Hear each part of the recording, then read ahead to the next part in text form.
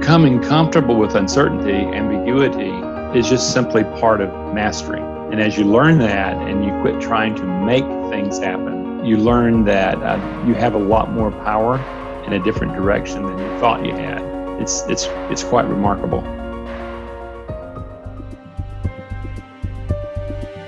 So I think, for a lot of people, when we are taking the next step, whatever that step is, it's probably going to be uncomfortable to some degree. I mean, there might be some anxieties or worries or fears or stresses, which are perfectly normal to that situation. And I think this is one of the key factors in trading, I say to lots of people, is whatever the situation you're facing that's difficult is, you're not alone. There'll be many people having the same feelings in the same situation. So what's showing up is normal, and that normalization is really important. Then we've got to look at what is showing up that in some way is getting in your way of you taking the step you want to take. Is it a thought? Is it an emotion?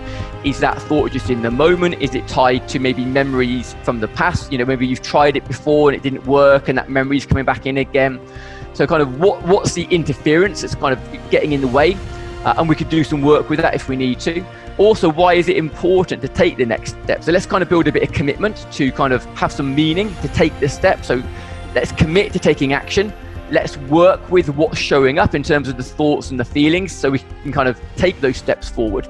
But also let's look at the steps, because for some people, maybe if you're going from a smaller account to a bigger account, the bigger account may just be too big. So what's the next size? And this is what I often do with trades when we're looking at position sizing and risk is. Traders, and this is typical in prop trading, they'll start off with 2 lots, they go to 4, they go to 8, they go to 16, 32, 64, 128, and so on. Now, for some people, that works really well. But for other people, 16 to 32 suddenly is huge. There's no reason why you've got to go from 16 lots to 32. You could go from 16 to 20, or 16 to 24, or 16 to 18. So, finding the next step that's just a little bit uncomfortable, a bit of a stretch, but doesn't panic you, is really important. And then at some points, if you're like going from simulator to live, sometimes it's like a parachute jump and you're in a leap of faith. So you've got to commit, you do everything you can to be ready. It's never going to be comfortable and you have to do it anyway. And I think sometimes in trading, we do have to just recognize that we are in even placing a trade, there's no guarantee.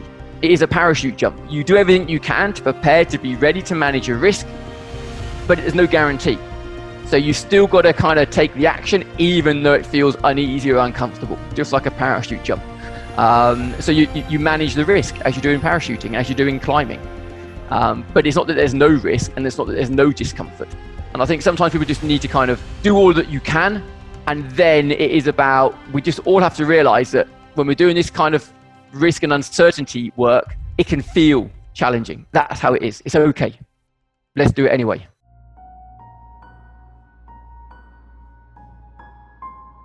I think that's something that I don't think I understood that 10 years even into. And I had a lot of good years 10 years in, but I didn't understand that to the level I do now until I really started to work on that part of things. I wish I had spent the money to do the coaching a lot earlier. It's just, I didn't. And so, but I'm doing it now, and it's been really, it also makes you a lot happier in your life, because you start to see that a lot of these things play out in your life as well, where if you want to grind and push, it's tough. And it doesn't mean that there's a time to grind and push, but it's probably not all the time. And that for me has always been a little bit of a hard one. And ultimately what he noticed is that a few guys would have these monster years where they might make $50 million for their firm. And they're the ones doing all that theatrics that you're hearing about. And then there would be also these guys who only made $10 million a year, but they consistently did it year after year after year. The guy that got the bonuses was the guy who hit the home run. Okay? And ultimately what happened is in 5 years, the guy who hit the home run, the $50 million, was no longer in trading.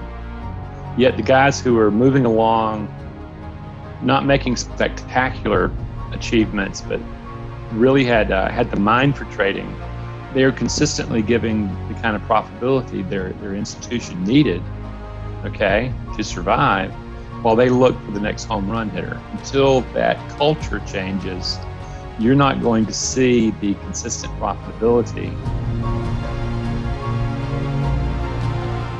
When I was working with the prop firms, we used to have a little model called the J curve, where basically it's like also it's just a J shape, and the bottom part of the J is kind of underneath the horizontal baseline. And we would try and say to people, we want that curve to be short and shallow. So ideally, we want you to become profitable as fast as we can, and without going too deep down into your reserves as such. But again, how we did that was a real focus on craft, mind and body, competence, coaching, mentoring. All these things can accelerate people's learning curve, but it is very much a learning focus. And then we would almost say that the first phase is the learning phase. And then once you've kind of get good at the craft and the mind and the body, then you can move into the earning phase. And now we're into how do we maximize the investment we've all put into your learning.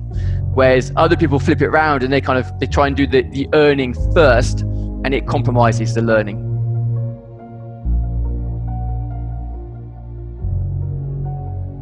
In my opinion, the most important thing in trading is risk of ruin.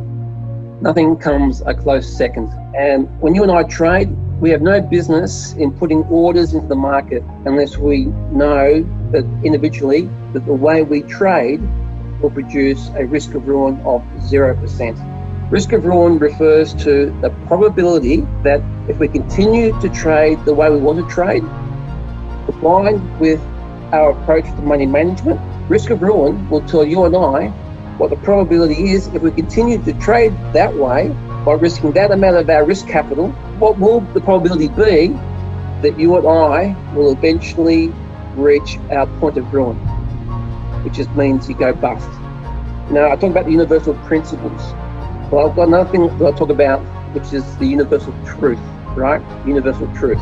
Now, despite what many books will say, the universal truth about trading is not about picking tops, it's not about picking bottoms, it's not about having a perfect entry technique, it's not about finding a magic indicator, it's not about being the smartest. And being profitable in trading is definitely not about knowing any trading secrets. In my opinion, the truth about trading is based on two key factors. Number one, the math. Number two, being the best loser. And number one, the math, is simply be trading with a 0% risk of ruin.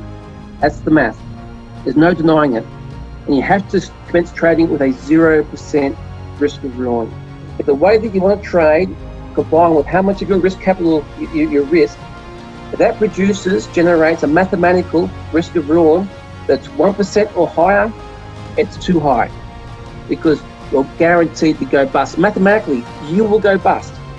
Now, somebody who's got a risk of ruin of 30% will naturally go broke quicker than someone with only a 1% risk of ruin. But every person with a low 1% risk of ruin, they will go bust. It's just a matter of time. So we know you can't cheat mathematics.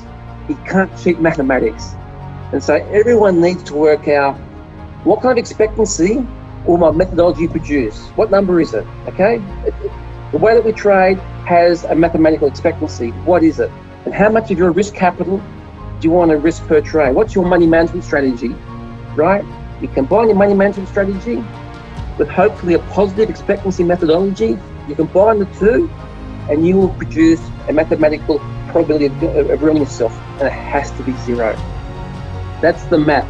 That's the universal truth of trading, which is based on two facts, which is number one, the math, and then number two, you've got to be a good loser, right? Because people aren't stupid, but unfortunately, people or traders generally are ignorant, and no one talks about risk of ruin, not as much as they should. And once people are educated and understand how important this risk of ruin idea is, hey, you know, they'll have their hands off the keyboards and go, wow, okay, I can't cheat the math, I need to work this out.